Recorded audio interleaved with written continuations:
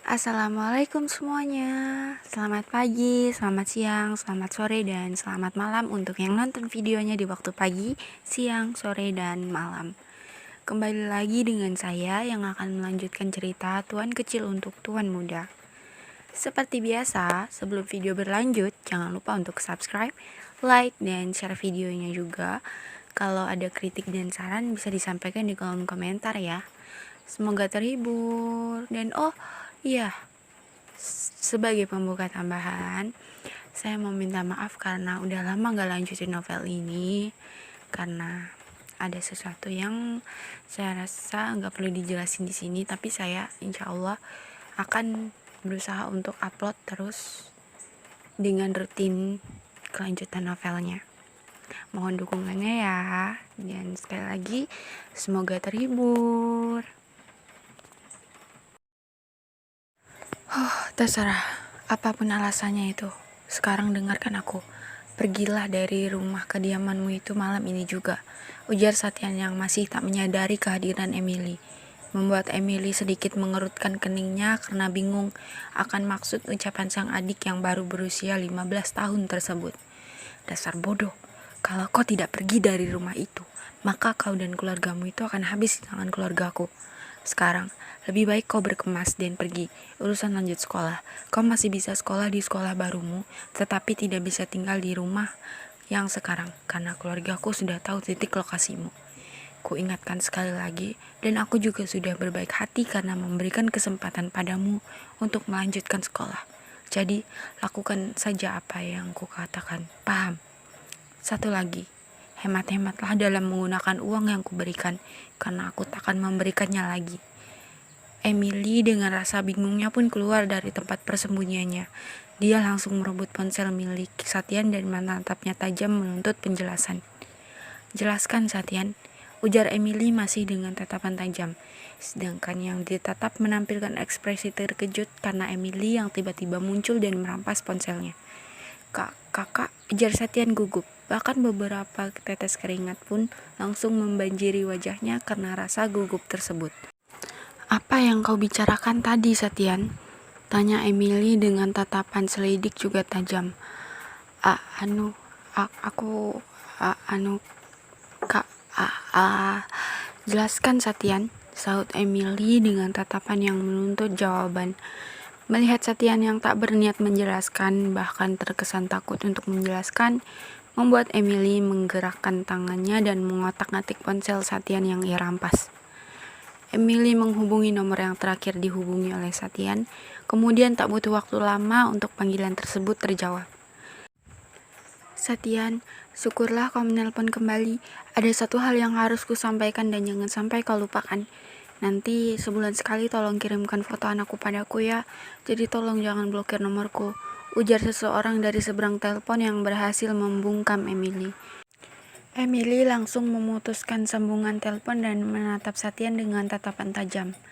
Jelaskan sekarang, seru Emily dengan napas memburu karena merasa emosi. Kakak, aku jelaskan, tapi tolong jangan bilang ke mama, papa, kak. Kalau tidak, aku pasti aku akan kak. Jelaskan, Satyan, pekik Emily ketika Satyan justru menangis memohon padanya dan bukannya menjelaskan tentang apa yang sebenarnya terjadi. Satyan kemudian menarik dan menghembuskan nafasnya berusaha menenangkan diri. 10 bulan yang lalu, aku ada tugas kelompok dari sekolah dan sekelompok dengannya juga beberapa teman lain. Tetapi waktu itu hanya ada kami berdua saja yang datang ke ruangan dalam restoran yang sudah kusewa karena yang lainnya tiba-tiba ada acara. Entah acara apa saja. Kemudian hal itu pun terjadi dalam ruangan itu dan sebulan kemudian dia mengadu bahwa dia mengandung. Karena panik, kusuruh dia untuk menghilang dari sekolah sampai melahirkan. Kemudian setelah melahirkan, orang tuanya berniat untuk memasukkan bayi tersebut ke panti asuhan. Tetapi aku tidak setuju. Kemudian merencanakan hal yang membingungkan keluarga kita dengan harapan keluarga kita mau merawat bayi itu. Jelas Satyan panjang lebar dan selama itu pula Emily terlihat menggelengkan kepalanya tak percaya.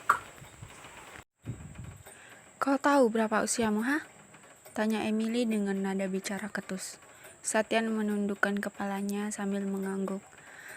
Satian, ujar Emily terduduk lemas di sofa kamar Satian. Aku mohon kak, jangan beritahu pada papa dan mama, ujar Satian memohon sambil berlutut di depan kakaknya tersebut. Emily kemudian menggelengkan kepala sambil menatap Satian. Aku tidak mau tahu, kau harus ceritakan ulang pada mama dan papa, sahut Emily kemudian beranjak dari duduknya dan keluar dari kamar Satian. Tidak kak, pekik Satian yang berhasil menyita pendengaran Haigo yang tengah memejamkan mata di ranjang kamarnya. Satian, ujar Haigo kemudian memutuskan untuk mendekati sumber suara. Aku mohon kak, jangan beritahu papa dan mama soal ini. Lagi pula tes DNA itu kan menunjukkan bahwa bayi itu adalah anak Kak Haigo. Jadi biarkan seperti itu saja kak, tolong, pinta Satian dengan tangan terkatup memohon pada sang kakak yang menatapnya tak percaya. Emily menggelengkan kepalanya. Kau tahu, mendengar ucapanmu itu membuatku tak percaya bahwa kau baru berusia 15 tahun. Satian, bagaimana bisa kau ingin mengorbankan kakakmu sendiri untuk menutupi kesalahanmu? Suruh Emily di akhir kata membuat Satian terkejut. Besok pagi, setelah selesai sarapan, kau harus ceritakan semuanya di depan keluarga kita. Dan apapun resikonya, maka harus bisa kau tanggung sendiri, ujar Emily sebelum melanjutkan langkahnya masuk ke dalam kamar dengan tak lupa mengunci pintu kaca balkonnya. Satian jatuh terduduk, benaknya mencari-cari cara agar apa yang ia lakukan tak sampai diketahui oleh orang tuanya, sedangkan Haigo terlihat menggelengkan kepala melihat adiknya. Malam pun berakhir dan pagi tiba. Seperti biasa, seusai bersiap-siap, maka seluruh keluarga Darmas Raya akan menyantap sarapan bersama-sama di meja makan dan duduk di kursinya masing-masing. Emily yang sampai lebih dulu pun menunggu Satian yang tak kunjung duduk di kursi meja makan seperti biasa. Kemana Satian? Tanya Emily kemudian ketika Satian tak kunjung keluar dari kamar. Tuan Satian demam nona, sahut pelayan yang berdiri di belakang kursi Emily. Demam, gumam Emily berhasil menyita perhatian Haigo. Kau tidak mau menjenguk adikmu? Tanya Haigo. Emily tersenyum dan bangun dari duduknya.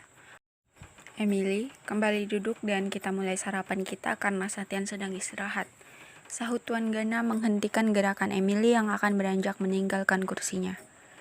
Oke, ujar Emily kemudian kembali duduk. Sarapan pun dimulai setelah berdoa yang dipimpin oleh si kepala keluarga. Semuanya terdiam sambil menghabiskan hidangan di piring masing-masing. Kemudian, tepat ketika sarapan selesai, Emily langsung bergegas meninggalkan ruang makan dan menuju kamar Satian. Satian terlihat terbaring lemah di atas ranjang kamarnya sendiri. Emily menatap tajam pada sang adik. Ini cuma alasan saja kan? Supaya tidak perlu jelaskan apa-apa ke semua orang, iya kan? Seru Emily sambil masih menatap tajam pada adiknya. Alasan apa kak? Silakan cek suhu tubuhku kalau tidak percaya, jawab Satian dengan suara yang lemah. Emily pun bergerak mendekat untuk memeriksa suhu tubuh Satian menggunakan tangannya. Dan suhu tubuh Satian sangat panas, membuat Emily sedikit merasa bersalah karena sudah membentaknya. Kalau Satian tidak bisa bicara, masih ada Divira yang bisa bicara, sahut Haigo yang tiba-tiba muncul dan membuat Satian terduduk karena terkejut. Namanya Divira Putri, berusia 15 tahun, ujar Haigo berjalan mendekat, membuat Emily terkejut karena posisi Satian yang sudah berubah duduk dalam sekejap. Part 5 selesai. Alhamdulillah, satu part lagi selesai. Terima kasih untuk yang sudah nonton. Jangan lupa untuk like, comment, share, dan subscribe ya.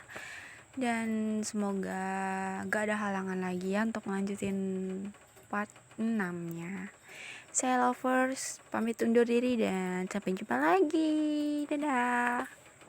Jangan lupa ya, like, comment, share, dan subscribe. Oke? Dah, see you.